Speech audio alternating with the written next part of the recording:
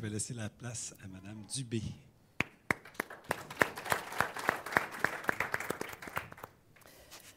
Pour débuter ce volet-là, je vais commencer par dire que, a priori, pour beaucoup de parents d'enfants HDA, ça commence beaucoup par la bataille pour le respect des droits à la scolarisation de leurs enfants. Et c'est malheureusement encore plus vrai avec toutes les compressions, là, particulièrement depuis 2010, parce que les premières personnes, les premiers élèves qui sont touchés par ça, ce sont les élèves HDA. Deuxième point, ça rejoint ton point, Denise, l'importance de la communication et de la collaboration entre le parent, l'équipe école, l'élève aussi, selon son âge, les directions d'école et les instances qui sont concernées dans les commissions scolaires. Le parent, c'est la première source d'information pour l'école à propos de l'élève qui va mettre les pieds dans la classe. Il connaît son enfant, il connaît ses besoins. Malheureusement, c'est trop peu souvent écouté parce qu'on n'est pas des spécialistes.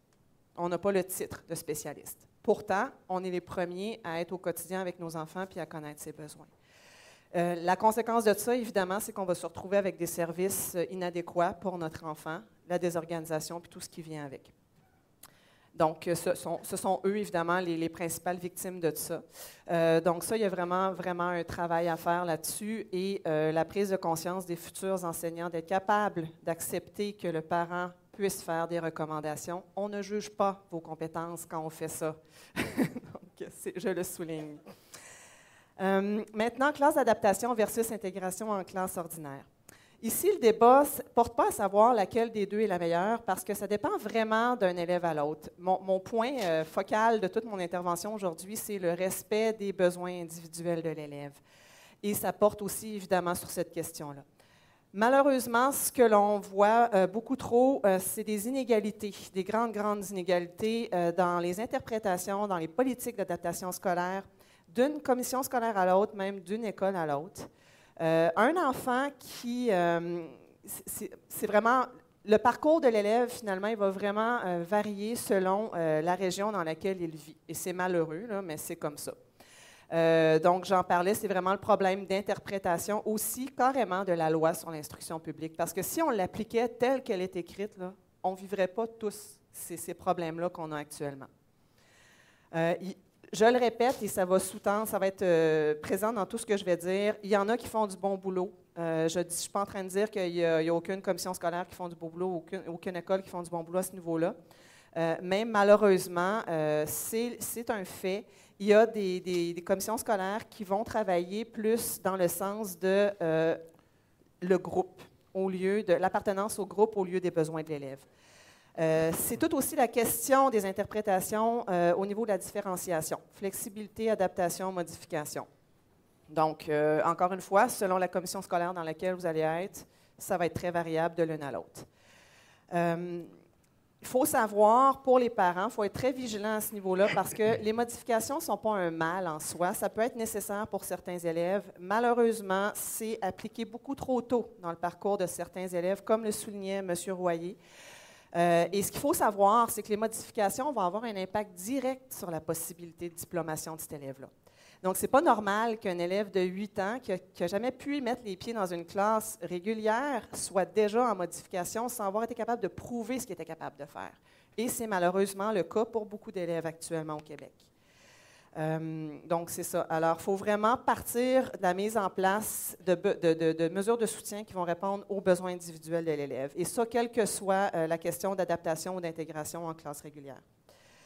Des exemples concrets de problèmes que nous, les parents d'enfants HDA, on va vivre au quotidien dans la scolarisation de nos enfants. La scolarisation en demi-journée par manque de soutien disponible pour l'autre demi-journée. Les appels beaucoup trop fréquents aux parents pour qu'on aille chercher nos enfants qui sont en désorganisation. Des organisations qui arrivent parce que le personnel de l'école n'est juste pas formé pour être capable de prévenir et gérer ces crises-là. Un manque d'accès rapide au diagnostic. Et comme je soulignais tout à l'heure, on va attendre vraiment que la situation s'aggrave avant d'intervenir. Il va y avoir des propositions de transfert vers des classes d'adaptation qui ne vont pas nécessairement répondre aux besoins de l'élève. Et ça va être avant même qu'on ait fait vraiment tout ce qu'on puisse faire pour le garder en classe ordinaire. Ou il va y avoir le cas contraire pour des questions de subvention. du refus de certaines directions d'école de transférer l'élève en classe d'adaptation, même à la demande du parent, quand il se rend compte que son enfant ne peut juste pas évoluer dans le contexte de classe comme il le vit là, présentement. Il y a la scolarisation forcée à domicile à cause du manque de services. On connaît ça. Ou il y a aussi la scolarisation à domicile qui va être choisie pour la même raison, à cause du manque de services. Donc, le parent le fait d'emblée avant de savoir que l'élève, son enfant, va être en échec. L'autre point aussi, et un point qui est très, très important de mentionner, c'est la quasi-impossibilité d'une entente de service entre commissions scolaires. Parce que je le nommais tout à l'heure, il y a beaucoup, beaucoup d'inégalités d'une commission scolaire à l'autre. Souvent, comme parents, c'est extrêmement frustrant. On va savoir que notre enfant, s'il était juste de l'autre côté du fleuve, il aurait accès à des classes qui répondraient à ses besoins. Mais on n'a pas accès à cette classe-là. La raison du transport étant un des points, mais aussi les listes d'attente, même de l'autre côté du fleuve, pour d'autres enfants, pour cette même classe-là. Donc, ça, il y a cette problématique-là aussi. Maintenant, favoriser davantage l'intégration en classe ordinaire ou l'ouverture de classes d'adaptation. Ça revient à ce que je disais tout à l'heure, les deux solutions sont bonnes. Ça dépend, encore une fois, du profil de l'élève. Il y en a pour certains pour qui l'intégration en classe ordinaire, c'est ce qui va être préférable. Il y en a d'autres pour qui c'est la classe d'adaptation. Donc, si on veut favoriser la réussite des élèves HDAA, c'est de respecter ça à la base. Mais ce qui est important là-dedans de dire, c'est que ça ne peut pas se passer s'il n'y a pas un réinvestissement majeur au niveau des mesures de soutien là, pour l'intégration en classe ordinaire particulièrement, parce que les mesures doivent être offertes aux deux parties, c'est-à-dire à l'enseignant et à l'élève. Sans ça, c'est l'échec assuré. Malheureusement, avec, entre autres, les compressions, on se rend compte de plus en plus, là, dans les écoles, il y a de plus en plus d'exemples que le soutien ne s'en vient que juste à l'enseignant ou juste à l'élève. Mais on est devant un échec assuré là, dans ce contexte-là. Évidemment, avec ce qui est le risque d'épuisement pour l'enseignement et l'échec pour l'élève directement. Puis, évidemment, il faut parler d'embaucher plus de spécialistes parce qu'on ne peut pas, humainement parlant, demander à un enseignant de porter tous les chapeaux là, en termes de spécialistes. Monsieur Legault le nommait, j'étais très contente de l'exemple que vous avez donné tout à l'heure parce que mon exemple que je donne tout le temps, c'est le modèle finlandais. Ils ont mis en place ce qu'il fallait pour que ça fonctionne et ça fonctionne. Il y a un respect des besoins de l'élève, c'est vraiment individualisé. Donc, voilà, on a des exemples que ça peut, c'est possible, mais il faut mettre l'épaule à la roue, puis vraiment, faut que les services suivent, il faut que les mesures de soutien soient là pour que ça fonctionne. Au niveau des classes d'adaptation, comme je le mentionnais, il y a beaucoup, beaucoup d'inégalités d'une commission scolaire à l'autre, et ça va toucher autant la variété de l'offre que l'interprétation de la fameuse politique d'adaptation scolaire. Oui, il y a des cas où vraiment tout est mis en place pour que ça soit aux besoins de l'élève, que ça réponde à ses besoins, puis s'assurer qu'on est capable de lui donner la meilleure scolarisation. Malheureusement, comme je nommais dans d'autres, c'est la vision, là, une classe, un groupe. Donc là, on oublie les besoins de l'élève, c'est le besoin du groupe qui prime. Donc l'élève serait capable de faire de l'anglais, mais on ne lui donne pas le cours d'anglais parce que les autres élèves ne sont pas capables. On devrait partir dans le sens contraire. Ceux qui sont capables le font, ceux qui ne sont pas capables ne le font pas. Et évidemment, si on part d'un concept qu'on voit la scolarisation dans ce sens-là, on est devant le fait que, dans ce cas-là, on ne peut pas mettre tout en place pour favoriser la réintégration progressive de cet élève-là au régulier, ce qui devrait être ce qu'on vise. Et là, je fais aussi une distinction entre la volonté de la commission scolaire de la volonté de l'enseignant. C'est une nuance extrêmement importante.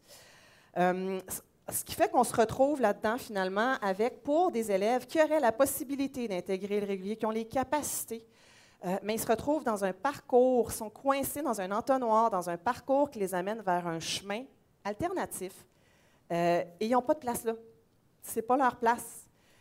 Le chemin alternatif n'est pas mauvais en soi. Le problème, c'est quand tu es coincé dans ce chemin-là puis tu n'es pas capable d'en sortir juste parce que la commission scolaire ne met pas en place ce que tu aurais besoin pour réussir au régulier. Il est là le problème.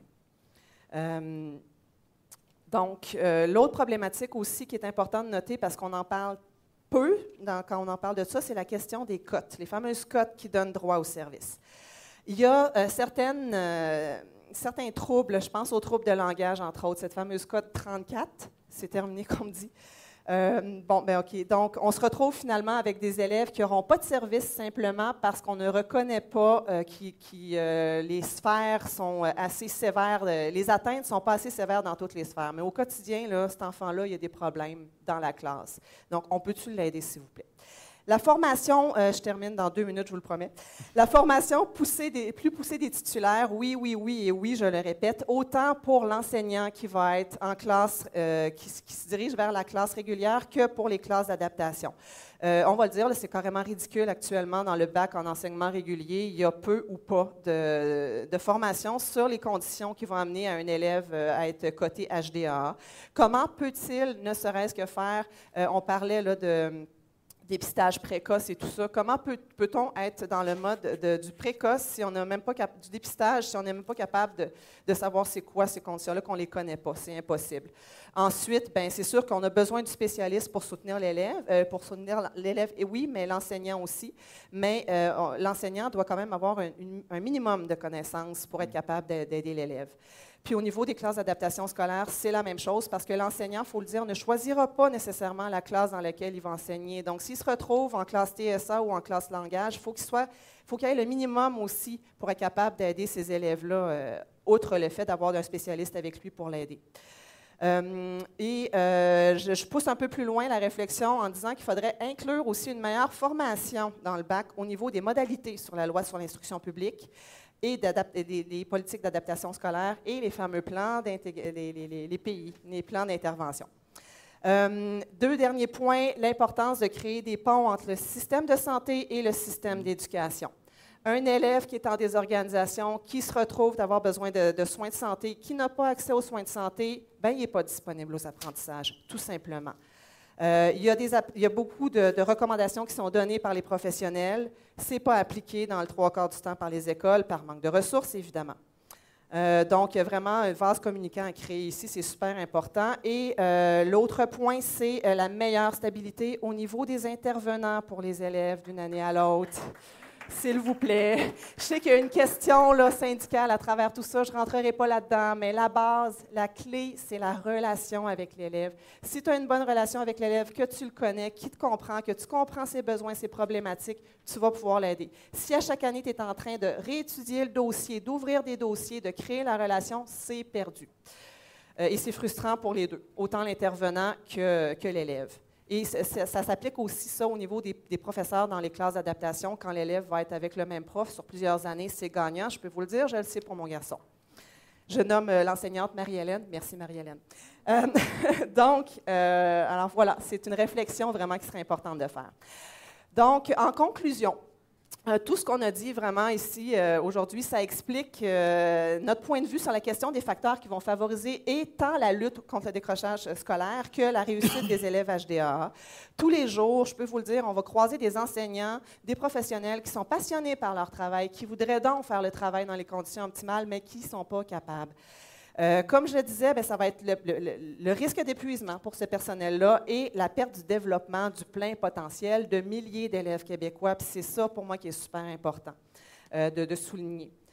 Comme société, est-ce qu'on peut vraiment se permettre ça? Non, parce que collectivement, bien, au final, c'est tout le monde qui perd au change.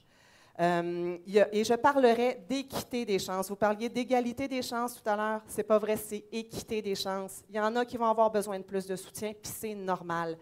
L'image là, de ceux qui regardent la clôture, il y en a un qui a besoin de 3 boîtes de carton pour voir au-dessus de la clôture. Il y en a un qui c'est juste une boîte. Mais c'est comme ça dans la vraie vie, puis c'est comme ça dans l'école aussi. Donc, voilà. Alors, merci pour les idées que vous avez évoquées tout à l'heure, mais donnons-nous les moyens. Merci.